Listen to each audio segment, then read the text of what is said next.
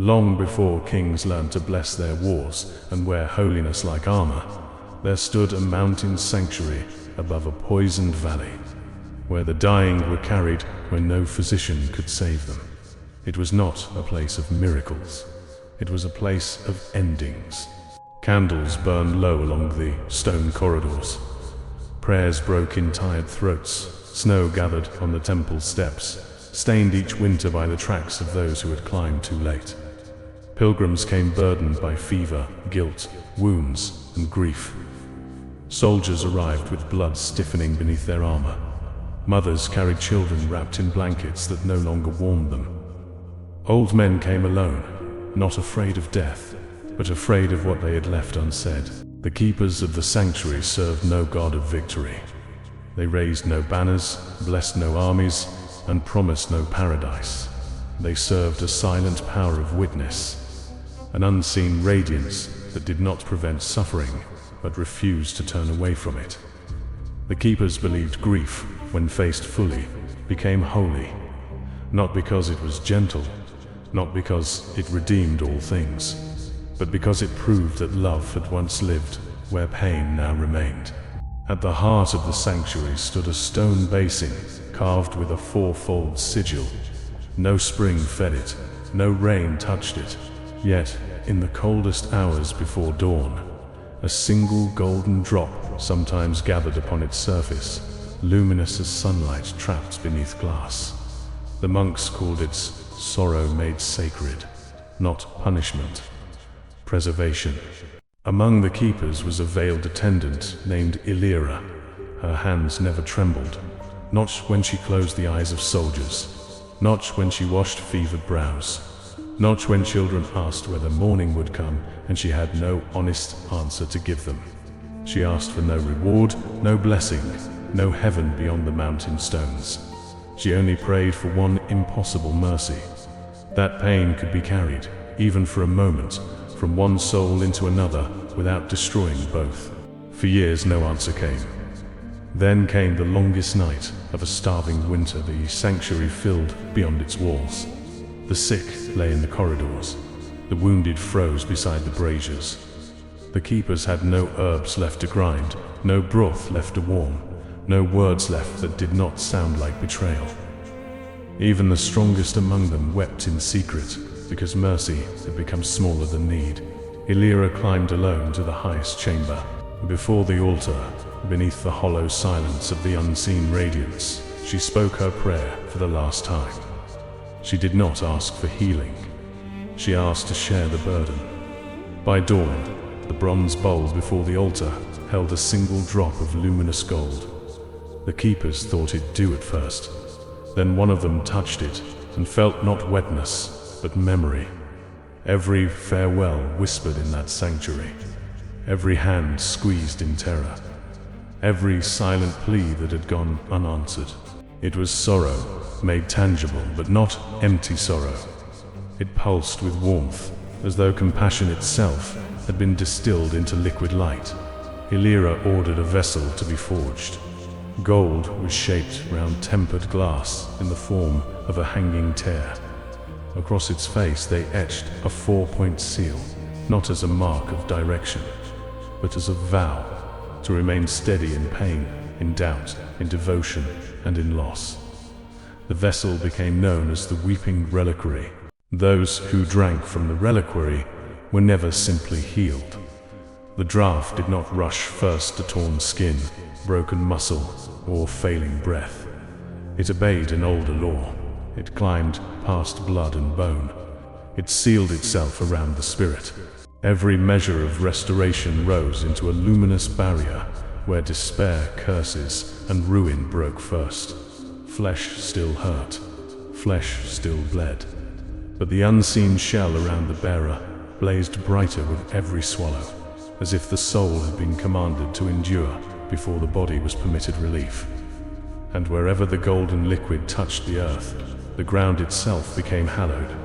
For 10 to 12 heartbeats, a circle of radiant ash and soft gold spread beneath the drinker's feet, like a blessing too tired to shine cleanly. Within that sacred ring, fear loosened, rot slowed, panic lost its claws. Strikes fell harder, and even the weakest hand found strength enough to wound what should have been untouchable. It was not courage the reliquary granted, it was conviction sharpened into force. But the relic never gave mercy freely. To drink from, it was to awaken every hidden wound within the self. Old scars burn. Exhaustion returned in a sudden wave. Forgotten grief rose like floodwater in the chest.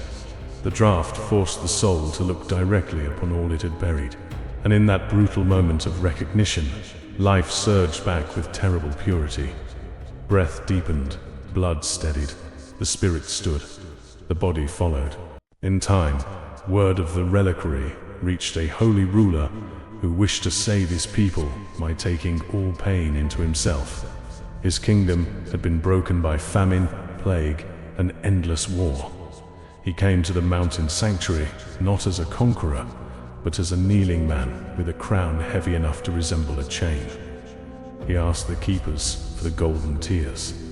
He believed divine mercy would descend upon him and restore what his realm had lost. The keepers warned him. The reliquary was not comfort, it was covenant. Still he drank. Light spilled beneath his feet. The ground turned sacred. His spirit rose like a tower of gold inside his failing flesh. In battle he became radiant and terrible, wrapped in a living veil of sanctified force. Arrows broke against the unseen barrier before they reached his heart. Curses withered around him. Fear fled from those who stood near his hallowed ground. His people called him blessed. But each time he drank, his spirit stood taller, while his body grew more hollow. The wounds beneath the light never truly forgave the world for making them. His eyes became bright and distant. His voice softened, not with peace, but with a grief too large to name. He endured sieges, assassination, fever, and fire. Yet every survival left him less certain that survival and salvation were the same thing. In the end, the king was found kneeling inside a ring of golden ground. The weeping reliquary was still warm in his hand. His body had failed, his spirit had not. Even dead, the air around him trembled with preserved resolve, as though the flask had mistaken endurance for mercy one final time. Generations later, the sanctuary was discovered by a conqueror who believed all sacred things should serve a throne. He did not climb the mountain seeking absolution. He came with soldiers. The basin was shattered. The keepers were slaughtered around the altar. The golden tears were scraped from stone and sealed into the tear-shaped vessel of glass and gilded metal, so it could be worn at the belt like any other spoil of war. The conqueror expected a relic of dominion. Instead, he inherited a relic of burden. The first time he drank from the Weeping Reliquary, he laughed as light spilled from his mouth and holy ground bloomed beneath his boots. Blades failed against him. Arrows glanced away. His soul hardened into a shining fortress, and his enemies broke themselves against him like waves against a cliff. But then the memory came. Not his suffering. The suffering he had caused. For one unbearable instant, he felt every wound ordered in his name, every village burned, every child orphaned, every soldier sent forward to die so his banner could move another step across the map. The reliquary preserved him. It also judged him. He survived battles that should have killed him. He outlasted poison, plague, and betrayal. Yet his face grew hollow, as though he were being kept alive by a mercy that despised what he had become. When he finally died, the flask was found still warm in his hand, glowing faintly, as if some unseen grief remained unfinished. Since then, the Weeping Reliquary has passed through saints, heretics, physicians, martyrs, tyrants, mourners, and soldiers with no songs left to sing. It appears wherever compassion is nearly extinguished. A healer may lift it when their hands are too weak to continue. A guardian may uncork it before making a doomed stand. A mourner may drink from it simply to survive one more dawn. Those who carry it do so with reverence and dread. The vessel holds only a limited reserve, and each use drains it deeply, as though every miracle demands a confession in return. It does not erase suffering, it remembers suffering. It does not restore the body before the soul. It commands the soul to stand first, then lets the body follow if it can. Cowards cannot bear it. The veins shatter beneath it.